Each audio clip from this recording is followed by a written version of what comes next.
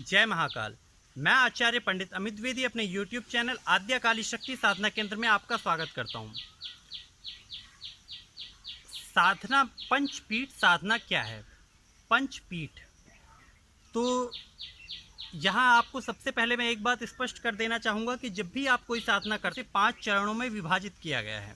तो किन किन चरणों से होते हुए साधक को साधना क्षेत्र में आगे बढ़ना होता है, इसके विषय में मैं आपको बताने जा रहा हूँ कि पंचपीठ साधना किए बगैर आप पूर्ण सफल नहीं हो सकते।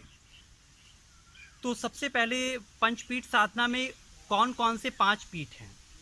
सबसे पहला होता है शून्य पीठ। शून्य पीठ का अर्थ वो पीठ है जहाँ पर आप एकांत कक्ष में, जैसे आप किसी एक बंद कमरे में बैठ करके आप किसी अप्सरा का या किसी परी का अमल कर रहे हैं या अप्सरा का साधना कर रहे हैं। कोई कमरे के अंदर बैठ करके आप यक्ष साधना कर रहे हैं। कोई भी साधना जो एकांत कक्ष में की जाती है उसे शून्य पीठ की साधना कहते हैं। इसके बाद आती है अरण्य पीठ साधना। अरण्य पीठ साधना का अर्थ है वो साधनाएं जो जंगलों में की जाती है। ज़्यादातर यक्ष साधनाएं अरण्यों के अंदर, जंगलों के अंदर की जाती है। जंगल राज साधना अरण्यों में की जाती है। उन साधनाओं को जो आप किसी पेड़ के नीचे, चाहे आप वट वृक्ष के नीचे बैठ के भी अगर साधना करेंगे तो वो साधना अरण्य पीठ साधना के अंतर्गत मानी जाती है। इसके अलावा एक चरण आता है, वो है शमशान पीठ।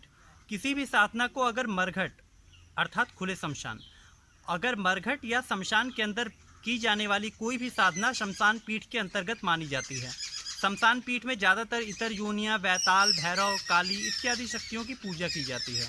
तदुपरांत चौथे चरण में आता है 100 पीठ साधना का। हालांकि 100 पीठ साधना आगे के 2 चरण गृहस्थ साधकों के लिए नहीं है। एक सामान्य साधक को शून्य पीठ, अरण्य पीठ, ज़्यादा से ज़्यादा शमशान पीठ तक जाना चाहिए। किंतु आपकी जानकारी हेतु बता रहा हूँ, चौथा पीठ होता है 100 पीठ साधना। 100 पीठ का अर्थ है कि किसी भी मृतक के शरीर पर बैठ करके या जिस जगह पे मृतक को दफनाया गया है, कुछ एक तारा साधनाओं के अंदर ऐसा होता है कि आप जहाँ पर बच्चे दफनाए गए हैं उसके ऊपर बैठ करके साधना की जाती है। कुछ साधनाओं में 100 की ही आवश्यकता पड़ती है और उस 100 पर पैर रख करके साधना की जाती है। कुछ साधनाओं में 100 के ऊपर बैठ के भी साधना की जाती है। ये निर्भर करता है कि 100 पीठ में आप किस प्रकार की साधनाएं करें, किंतु ये बहुत ज़्यादा उग्र होती हैं और ये गृहस्थ साधकों के लिए नहीं होती हैं। इनके विषय में ज़्यादा पर्याप्त जानकारी भी मिल पाना आज के समय में बहुत मुश्किल होता है, क्योंकि इनके विषय में किसी को पूर्ण ज्ञान नहीं है।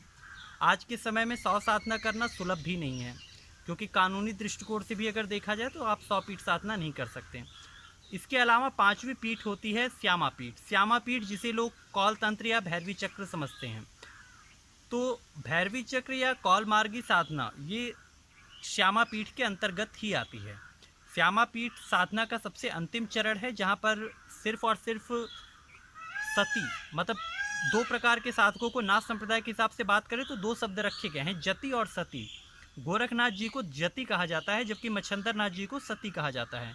कारण यह है कि गोरखनाथ ब्रह्मचर्य का पालन करने वाले थे, तो उन्होंने 4 पीठ तक साधना करी, जबकि श्यामा पीठ की साधना मच्छंदर नाथ गुरु जी ने की थी। तो दादा गुरु मच्छंदर नाथ ने श्यामा पीठ को पूर्ण रूप से सिद्ध किया था कामरूप की रानी के साथ। इस वजह से उन्हें सती कहा गया है। और श्यामा पीठ तंत्र की सबसे अंतिम चरण है, जहाँ तक सामान्यतः ना आप जा पाएंगे ना कोई आपको ले जा पाएगा।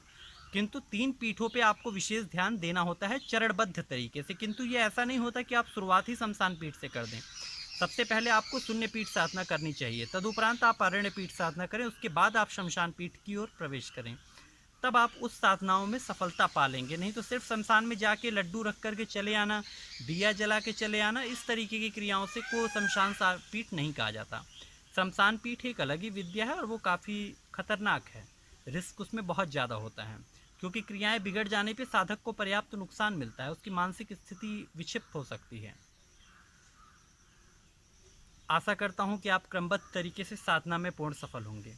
जय महाकाल।